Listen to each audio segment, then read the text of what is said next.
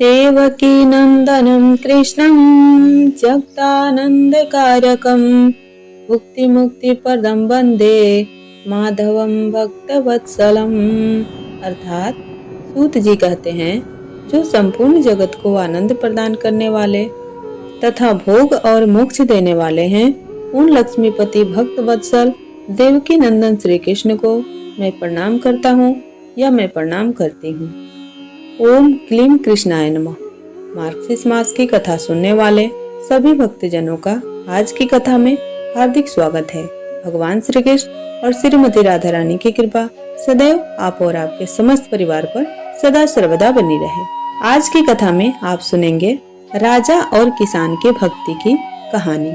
यह कथा सच्ची घटना पर आधारित है। हरे कृष्णा। मार्गशीर्ष मास की महिमा को प्रकट करती हुई इस कथा के साथ हम आपके समस्त उपस्थित हुए हैं। यह कथा हमें सिखाती है कि भक्ति और समर्पण का मूल्य किसी व्यक्ति की स्थिति से नहीं, बल्कि उसके सच्चे हृदय से होता है। तो आइए इस पावन कथा का श्रवण करते हैं। बहुत समय पहले एक राजा था जिसका नाम धर्मसेन था। वह मार्गशीर्ष मास का विशेष रूप से पालन करता था। हर साल वह इस मास में बड़े आयोजन करता, ब्राह्मणों को दान देता और यज्ञ करता।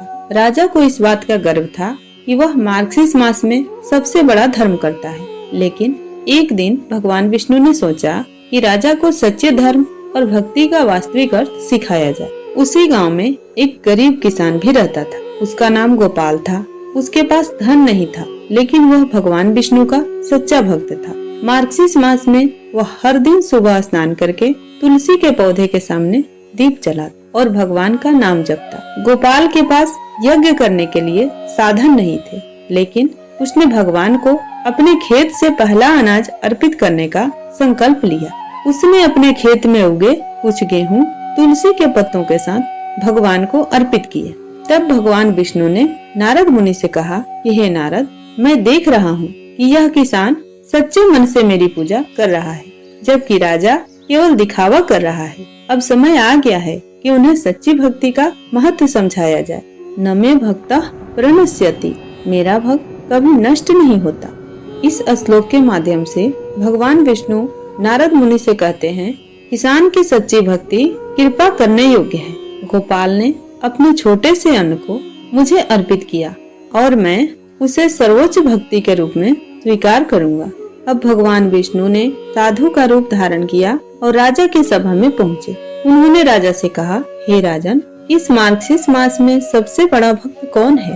राजा ने गर्व से कहा, मैं ही हूँ, क्योंकि मैं यज्ञ करता हूँ, दान करता हूँ और सभी धार्मिक कार्य करता हूँ। साधु ने मुस्कुराते हुए कहा, लेकिन मैं एक किसान को जानता हूँ जिसने सच्चे मन से भगवान की पूजा की और वह तुमसे बड़ा भक्त है। राजा को विश्वास नहीं हुआ। वह साधु के साथ किसान के घर गया। किसान ने राजा को देखकर नम्रता से स्वागत किया। साधु ने किसान से पूछा, हे गोपाल, तुम भगवान की पूजा कैसे करते हो? किसान ने विनम्रता से कहा, हे स्वामी, मैं केवल अपने खेत का पहला अन्न और तुलसी का पत्ता भगवान को अर्पित करता हूँ। मुझे नहीं पता कि मैं यह सही तरीके से कर रहा हूँ या नहीं, लेकिन मैं इसे सच्चे मन से करता हूँ।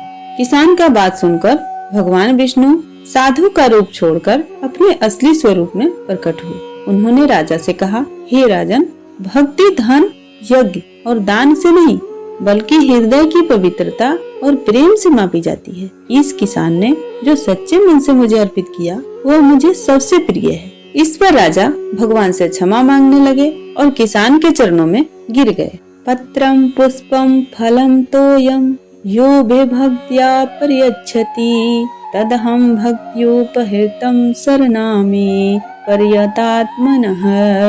अर्थात जो भी भक्त मुझे प्रेम और श्रद्धा से पत्र, पुष्प, फल या जल अर्पित करता है, मैं उसे स्वीकार करता हूँ। प्रिय भक्तजनों, इस कथा से यह सीख मिलता है हमें कि मार्गशीर्ष मास में भक्ति का मूल आधार सच्चा प्रेम है और समर्पण है। भगवान को बाहरी दिखावे की आवश्यकता नहीं होती।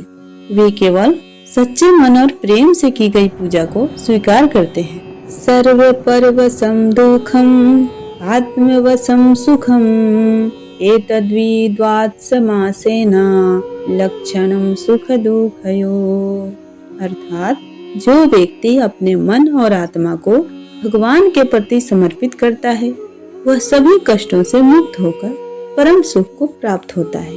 प्रिय भक्तों, आइए इस मार्गशीर्ष मास में भगवान विष्णु की आराधना सच्चे मन से करें और उनकी कृपा प्राप्त करें। तो एक बार प्रेम से बोल दीजिए, भगवान विष्णु की जय, तुलसी मैया की जय, श्रीमती राधे रानी सरकार की जय, लक्ष्मी जी मैया की जय। उम्मीद करती हूँ आज की कथा आप सभी भक्तजनों को पसंद आई होगी। यदि आपको यह कथा पसंद आए और प्रेरणादायक लगे तो हमारे चैनल को लाइक कीजिए, शेयर कीजिए अपने फैमिली और फ्रेंड्स के साथ, और साथ ही यदि चैनल पर पहली बार आए हैं तो चैनल को सब्सक्राइब कर लें। इससे यह होगा कि हमारे चैनल पे अपलोड होने वाला प्रत्येक वीडियो आपको सही समय पे उपलब्ध होगा। मिलती हूँ आपसे कल के अध्याय में एक नए वीडियो के साथ। तब तक के लिए जय श्री राधे, जय श्री हरि, जय माता लक्ष्मी, जय माता तुलसी, राधे राधे।